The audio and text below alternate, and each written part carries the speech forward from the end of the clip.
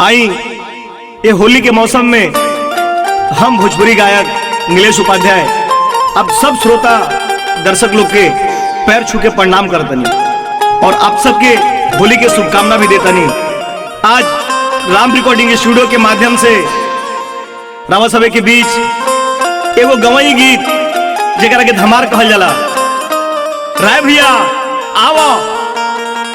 बाबा हरि हरनाथ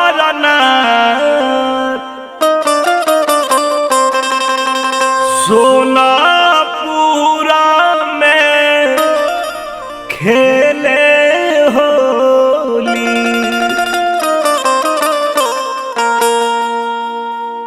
बाबा हरि हरनाथ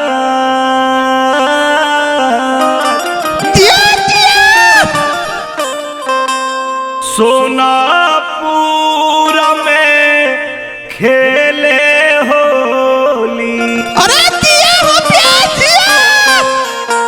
बाबा हरि हरनाथ सोनापुर में खेले होली।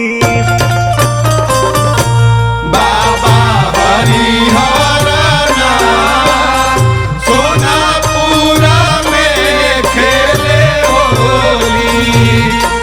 बाबा हरि हरनाथ सोनापुर में खेले होली। आवो। बाबा हरि हरनाथ सोनापुरा में खेले होली। बाबा हरि हरनाथ बाबा हरि हर। बाबा हरि हरनाथ बाबा हरि हर। बाबा हरि हरनाथ बाबा हरि हरनाथ सोनापुर में खेले होली। बाबा हरि हरनाथ सोनापुर में खेले होली। आवो। बाबा हरि हरनाथ सोनापुर में खेले होली। आवो।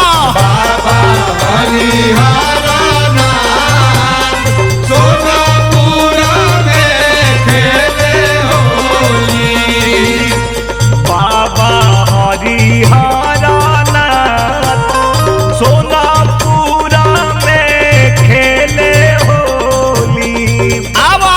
बाबा हरि हरनाथ सोनापुरा में खेले होली। रंगवायो बिरिया बुड़ावेले मुरारी। उड़ावेले मुरारी उड़ावेले मुरारी।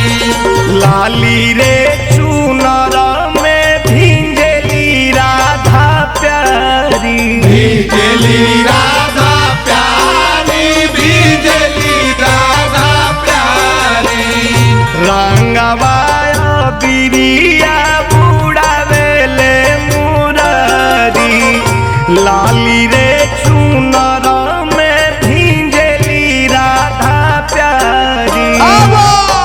बाबा भीरगुनाथ बाबा भीरगु। बाबा भीरगुनाथ बाबा भीरगु। बाबा भीरगुनाथ बाबा भीरगुनाथ बलिया में खेले ले होली।